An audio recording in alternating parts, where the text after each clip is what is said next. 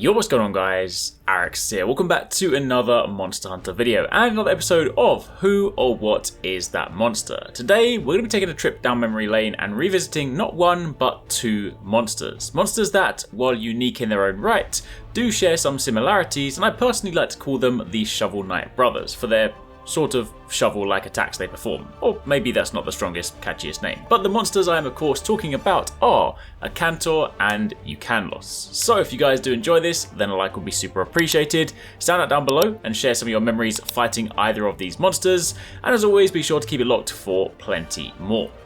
Now, Akantor and Ukanlos, two incredibly awesome monsters first introduced in Monster Hunter Freedom 2 and Freedom Unite. Akantor is referred to as the Infernal Black God, meanwhile Ukanlos, the White God. But let's begin by talking about Akantor, another monster that ranks quite highly in my favourite monsters list. Despite its gigantic size, it's still classified as a flying wyvern. But let's be honest, the only thing that's really going to be flying are the hunters getting slapped around by its big ass tail. Although, on a more serious note, the reason for the flying wyvern classification is due to its evolutionary line. Akantor is of course no longer capable of flight, and now only has small nubs left of their original wings. So again, it's not flying, but it is still classified as a flying wyvern. Also, Akantor is sometimes referred to as the Supremacy Wyvern, but regardless of what you call it, this monster is massive, and vaguely resembles that of a snapping turtle, although considerably more snappy.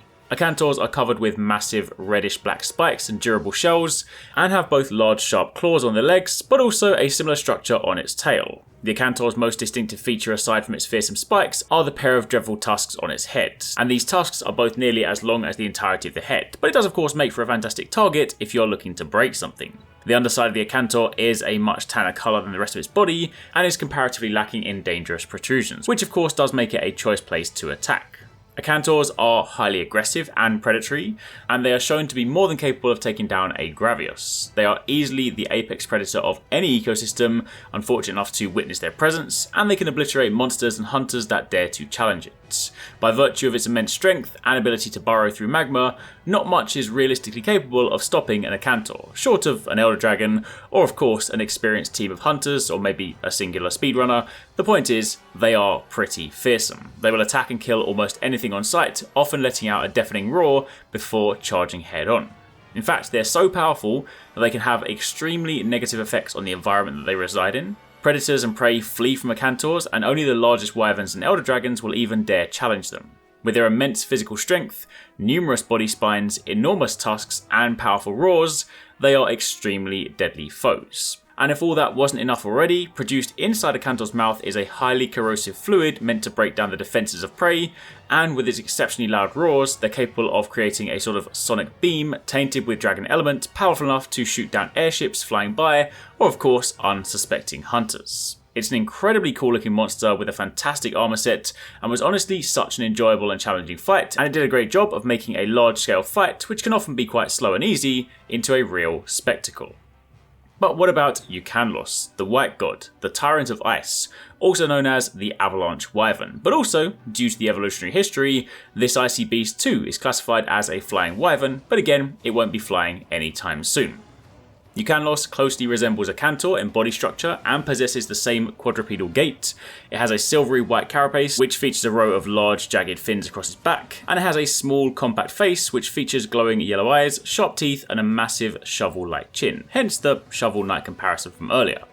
Ukanlos typically lead a solitary life, and they are fiercely territorial to anyone that intrudes upon their land. They've only ever been encountered in remote, frozen regions. In the old world, it's been found exclusively in the furthest reaches of the snowy mountains, and in the new world, it's been sighted in the polar field, close to the sea.